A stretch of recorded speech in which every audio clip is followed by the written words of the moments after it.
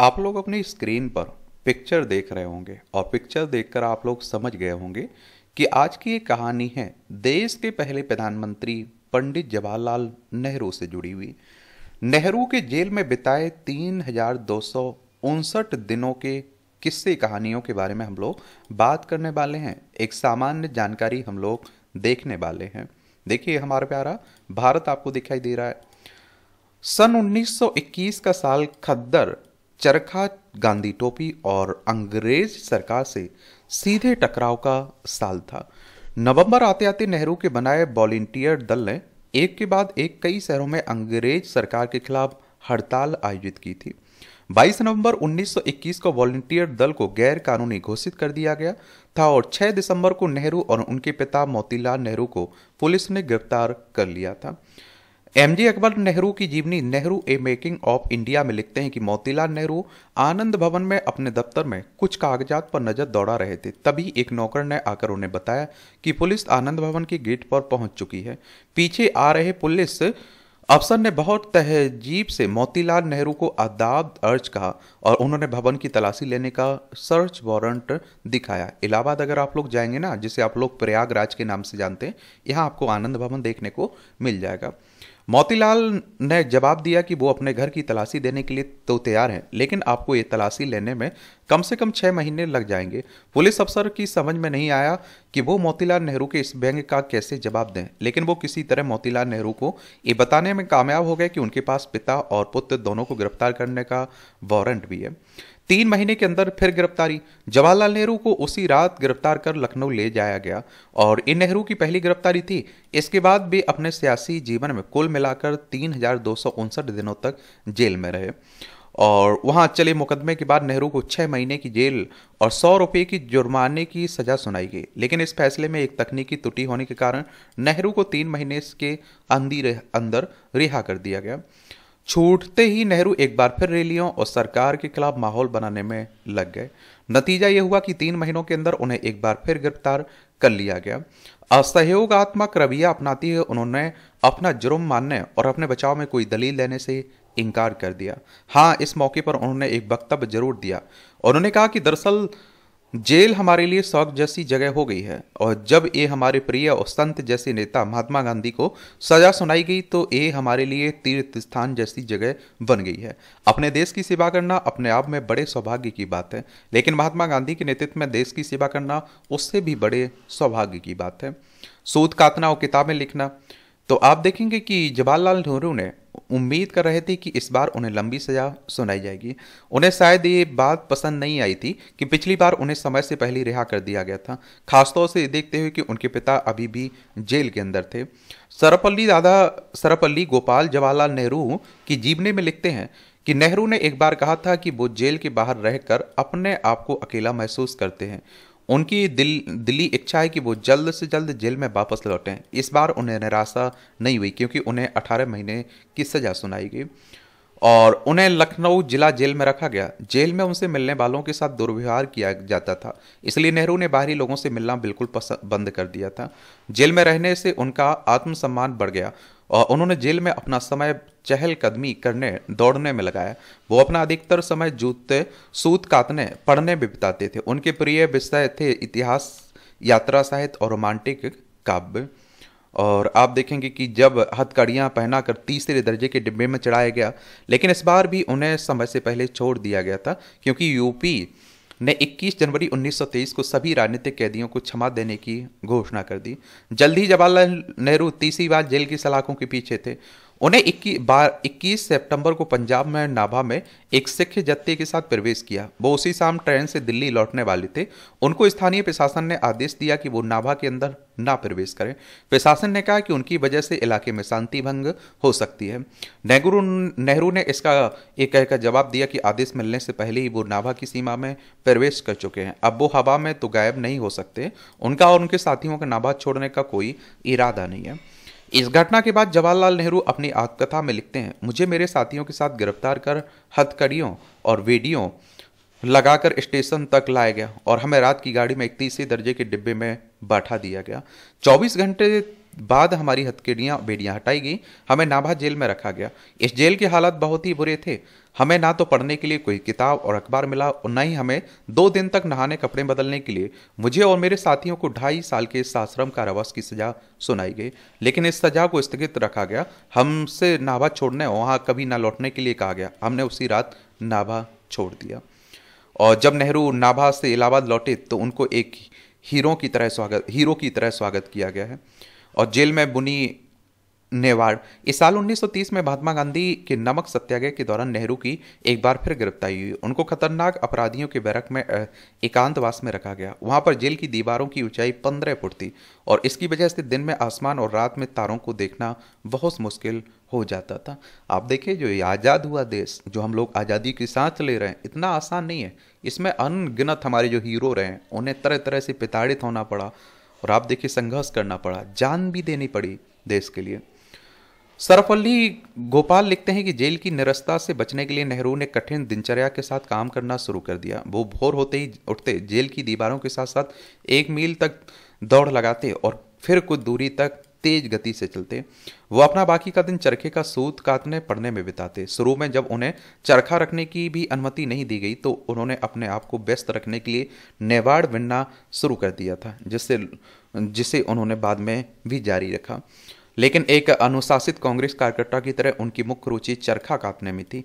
अपने 6 महीने के जेल प्रवास में उन्होंने चरखे पर 30,000 गज और तकली पर 750 गज सूत काटा। ट्रेन रोककर एक बार फिर गिरफ्तारी। 26 दिसंबर 1931 को जवाहरलाल नेहरू को एक बार फिर इलाहाबाद के पास इरादतगंज स्टेशन पर गिरफ्तार किया गया। और आप देखते हैं कि वो उस समय महात्मा गांधी से मिलने के लिए बंबई जा रहे थे। उन पर इलाहाबाद शहर छोड़ने की मनाही थी और इस बीच आदेश की अवहेलना के लिए उन्हें गिरफ्तार कर लिया गया।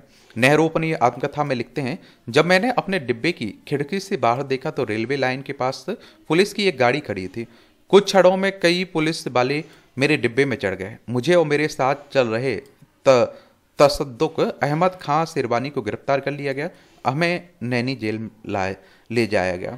नेहरू और शेरवानी पर यूपी इमरजेंसी पावर्स अध्यादेश के तहत मुकदमा चलाया गया। शेरवानी को 6 महीने की सजा दी गई, जबकि नेहरू को 2 साल और 500 रुपये का जुर्माना की सजा सुनाई गई। शेरवानी ने आदेश सुनते ही कहा कि क्या अदालती फैसलों में भी धार्मिक भेदभाव बढ़ता जा रहा है।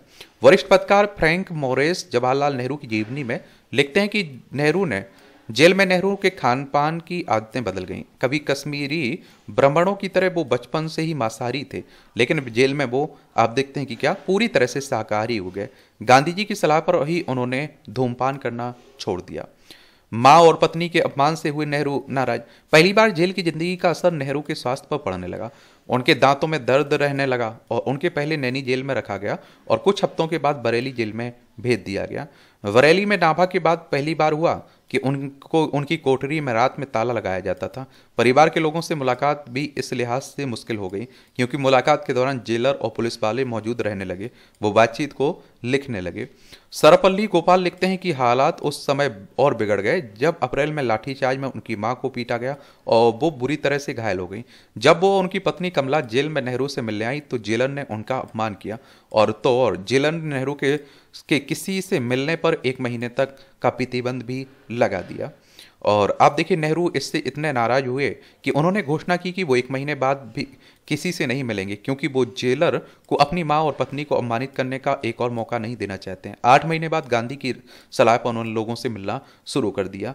और एक बात और आप बता दूं, आज तो आप देखिए आपके पास स्वतंत्र सरकार है, स्वतंत्र पुलिस व्यवस्था है, स्वतंत्र न्यायपालिका है। आप जा सकते हैं, न्यायपालिका जा सकते हैं। उस समय तो कहीं नहीं जा सकते थे क्योंकि हम लोग गुलाम थे, एक तरह से हमारे ऊपर दूसरों का अधिकार था। गिलहरियों और कुत्तों से प्रेम। जेल में नेहरू का प्रिय योगासन शीर्षासन हुआ करता था। शीर्षासन से उन्हें न सिर्फ शारीरिक स्फूर्ति मिलती थी बल्कि वो मनोवैज्ञानिक प्रेरणा का काम भी करता था। फ्रैंक मोरेस लिखते हैं कि जेल में नेहरू का मुख्य शगल होता था गिलहरियों की अठखेलियों को देखना। देहरादून जेल में नेहरू ने 2 कुत्तों को अपना लिया था। बाद में कुत्तों के बच्चे भी हुए। नेहरू ने उनका भी ध्यान रखना शुरू कर दिया। उनकी जेल की कोठरी में सांपों, बिच्छुओं, कन खजूरों का भी आना जाना लगा रहता था। कन खजूरों ने आप देखते हैं कि नेहरू को खास उलझन होती थी। एक रात उन्हें अपने पैरों पर कुछ चलता हुआ महसूस हुआ। उन्होंने तुरंत अपनी टॉर्च जलाई तो आप देखते हैं कि देखा एक कन खजूरा उनके पांव पर चल रहा है। नेहरू कूद कर अपने बिस्तर से नीचे उतरे। ठुकराया बिरला का अनुरोध। अगस्त में जब बीमार कमला नेहरू की हालत बिगड़ी तो यूपी सरकार ने कुछ दिनों के लिए नेहरू को रिहा किया और 11 दिनों तक बाद जब कमला की हालत थोड़ी सुधरी तो नेहरू को वापस जेल भेज दिया गया। जेल में ही जून 1934 में उन्होंने अपनी आत्मकथा लिखनी शुरू की और 14 फरवरी 1935 को उन्हें काम पूरा कर लिया। ये तय किया गया कि कमला को इलाज के लिए यूरोप ले जाया जाए। पहली बार नेहरू को पैसों की चिंता हुई। उनके पास आय का कोई साधन नहीं था। थोड़ा बहुत धन उनकी किताबों की रॉयल्टी से आता था। उसी के सहारे उन्हें आनंद भवन का पूरा खर्चा उठाना चलाना पड़ता था। सर्वपल्ली गोपाल लिखते हैं कि इन्हीं दिनों नेहरू की आर्थिक कठिनाइयों के बारे में सुनकर बिरला परिवार के एक व्यक्ति ने उन्हें उन्हें आप देखिए एक मासिक राशि देने की पेशकश की। बिरला परिवार कांग्रेस के कई प्रमुख नेताओं को इस तरह की राशि दिया करता था। जब नेहरू को इस पेशकश के बारे में पता चला तो उन्हें ये बात पसंद नहीं आई और उन्होंने इस पेशकश को ठुकरा दिया। अपनी छोटी मोटी बचत के बल पर उन्होंने कमला, इंदिरा, उनके डॉक्टर के यूरोप जाने का इंतजाम किया। इंदिरा गांधी उन्हीं की बेटी थी, पंडित जवाहरलाल नेहरू की। सरब पर सार्वजनिक रूप से रोना पसंद नहीं था नेहरू को। जब नेहरू अलीगंज जेल में बंद थे तो उनके चचेरे भाई बीके नेहरू ने एक हंगेरियन महिला फौरी से शादी की। चूंकि नेहरू परिवार के मुखिया थे इसलिए फौरी को नेहरू से मिलवाने कलकत्ता की अलीगंज जेल लाया गया। जब मुलाकात का समय समाप्त हुआ और जेल का दरवाजा बंद किया जाने लगा तो फौरी अपने आंसू नहीं रोक पाई और बीके नेहरू अपनी आत्मकथा नाइस गाइज फिटनेस सेकंड में लिखते हैं कि जवाहरलाल की नजर से ये छिपा नहीं रह सका। अगले दिन उन्होंने फौरी को पत्र लिखकर कहा, अब जब तुम नेहरू परिवार का सदस्य बनने जा रही हो तो तुम्हें परिवार के कायदे कानून भी सीख लेने चाहिए। सबसे पहली चीज जिस पर तुम्हें ध्यान देना चाहिए वो है ये कि चाहे जितना बड़ा दुख हो, नेहरू कभी भी किसी के सामने नहीं रोते। अहमदनगर जेल में सबसे लंबा समय बिताया। नेहरू आखिरी बार अहमदनगर जेल में रहे। एक बार इतनी लंबी अवधि उन्होंने इससे पहले किसी जेल में नहीं बिताई। 9 अगस्त 1942 से लेकर 15 जून 1945 तक यानी कुल मिलाकर 1040 दिन। पहले उन्होंने ट्रेन से पूना ले जाया गया। उन्हें पूना स्टेशन पर लोगों ने पहचान लिया। मीरा बैंड अपनी किताब द स्पिरिट फिल्गेमरेज में लिखती हैं कि जब पुलिस ने जवाहरलाल नेहरू की तरफ भागते हुए लोगों को देखा तो उन्होंने उन पर लाठीचार्ज करना शुरू कर दिया। जवाहरलाल नेहरू फुर्ती से ट्रेन की खिड़की से प्लेटफॉर्म पर कूद गए। उन पर 4 पुलिस वालों ने मिलकर काबू पाया और बड़ी मुश्किल से दोबारा ट्रेन पर चढ़ाया। अहमदनगर पहुंचकर पुलिस ने अफसर ने नेहरू से जो कुछ भी हुआ था उसके लिए माफी मांगी और उसने साफ किया कि वो सिर्फ आदेशों का पालन कर रहा था। जेल में बागवानी और बैडमिंटन। अहमदनगर में कांग्रेस की पूरी कार्य समिति बंद थी। बाहरी दुनिया से उनके किसी तरह का संपर्क नहीं था। समाचार पत्र मुलाकातों तो दूर उन्हें पत्र लिखने की तक इजाजत नहीं थी। बाहरी दुनिया को ये तक नहीं पता था कि उन्हें कहाँ रखा गया है। सर्वपल्ली गोपाल लिखते हैं कि बाद में उन्हें अखबार पढ़ने और सप्ताह परिवार वालों को 2 पत्र लिखने की अनुमति दी गई, लेकिन नेहरू को इसका कोई फायदा नहीं हुआ क्योंकि उनकी बेटी और बहन दोनों यूपी की जेलों में बंदी थी, जहां की सरकार ने उन्हें नेहरू के सेंसर से पारित पत्र प्राप्त करने लिखने की अनुमति नहीं दी थी। बाद में नेहरू को कुछ किताबें बाहर से मंगवाने की इजाज़त मिल गई, लेकिन इन किताबों को नेहरू को देने से पहले बाकायदा स्कैन कर देखा जाता था। और आप देखिए 2 साल बाद सरकार ने नेहरू समेत अहमदनगर में के सभी राजनीतिक कैदियों को बाहर के लोगों से मिलने की इजाज़त दे दी, लेकिन उन्होंने इस सुविधा को लेकर इसे लेने से साफ इनकार कर दिया। उनका तर्क था कि इतने साल तक अलग थलग रहने के बाद कुछ मिनटों की मुलाकात का कोई मतलब नहीं है। अहमदनगर जेल में इतने लंबे प्रवास की वजह से कांग्रेस नेताओं में रोज तीखी बहस हुई। कांग्रेस की बात करें तो भारतीय राष्ट्रीय कांग्रेस की बात हो रही है। उस समय आप देखते हैं कि ये संगठन हुआ करता था। 1885 में स्थापना हुई थी। ए.ओ. ह्यूम इसके संस्थापक थे। W.C. बनर्जी, व्योमेश चंद्र बनर्जी इसके पहले राष्ट्रीय अध्यक्ष थे। क्या थे? पहले अध्यक्ष थे। नतीजा ये हुआ कि कुछ नेताओं की आपस में बोलचाल ही बंद हो गया। इस तनाव से बचने के लिए नेहरू खुद काफ़ी मेहनत करते, वे खाना बनाते, बीमारों की तीमारदारी करते, बैडमिंटन वॉलीबॉल मैच खेलते, बागबानी भी करते। 13 अप्रैल 1944 को उन्होंने अपनी अधूरी किताब को फिर से लिखना शुरू किया और 7 दिसंबर 1944 को उन्होंने वो किताब पूरी कर ली। उस किताब का नाम था डिस्कवरी ऑफ इंडिया, और अगर समय मिले तो इस किताब को पढ़ना चाहिए आप लोगों को। और आप देखेंगे दिसंबर 1921 से लेकर 15 जून 1945 तक नेहरू अपने जीवन के 3259 यानी करीब 9 वर्ष अंग्रेजों की जेलों में बिताए इन्होंने। देख रहे हैं, एक किस्से हैं किसके? जवाहरलाल नेहरू के। धन्यवाद।